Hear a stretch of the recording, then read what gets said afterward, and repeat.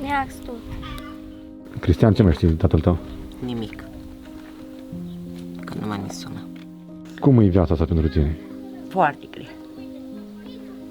Foarte grea.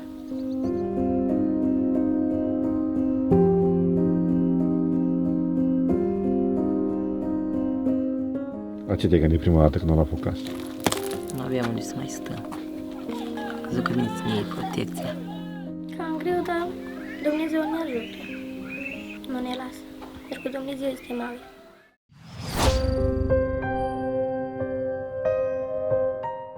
Bine, mă cheamă Cristian Andrei. Am 14 ani și nu pot să merg. Ce s-a întâmplat mai exact atunci, la 8 ani? Pica, nu mai se ridica. Trebuia să-l ridic eu. Și de atunci nu mai am mers. A stat la pat băietul. De la 8 ani nu mai am mers până acum.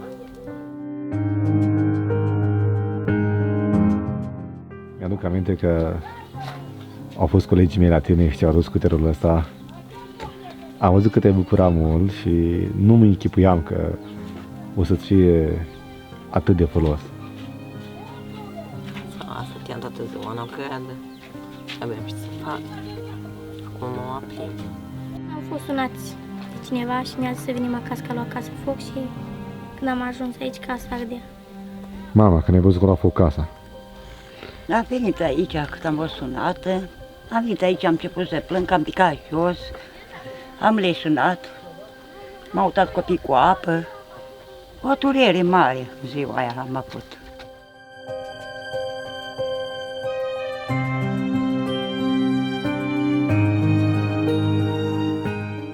cum vezi tu familia ta? Nu prea bine. De ce? Păi na, avem o durere foarte mare când avem unde să stăm și locuim. Într-o casă cu chirie și acolo când plouă, ne plouă în casă. Ați lucrat o viață și la un moment dat a venit focul și a dărâmat tot. Asta e, Și ați rămas pe drumuri. da. Ați plâns din cauza asta? Am plâns și am zis să plâng. Ți-a luat foc casa și de o luni tot te-ai gândit că vrei să pui bani deoparte și să strângeți ca să vă cumpărați o casă nouă. Da. Ai reușit să pui ceva bani deoparte? Undeva la 500 de lei am strâns.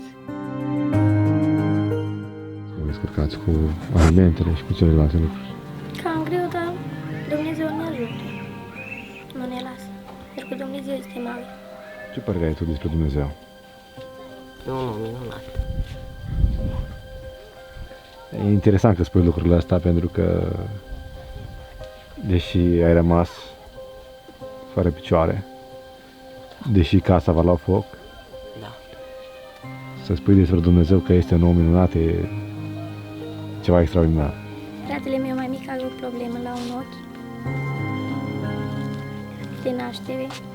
A fost mama cu el la doctor, dar nu poate să rezolve nimic.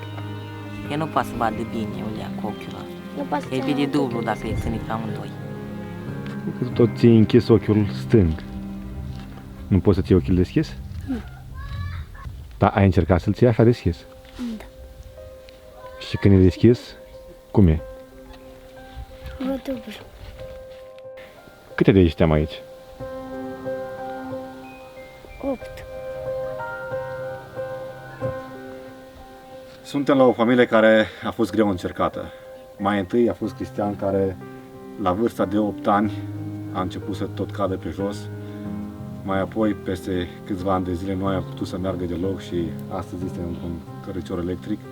Mai apoi a fost acest eveniment nefericit în plină iarnă când a luat casa foc și familia a fost nevoită să meargă pe drumuri, să-și caute de chirie și astăzi, după 8 luni de zile, ei se află încă în chirie și lucrul acesta este foarte greu pentru ei pentru că veniturile sunt foarte puține și nu au banii necesari pentru a plăti toate cheltuielile. Au apelat la noi pentru o casă.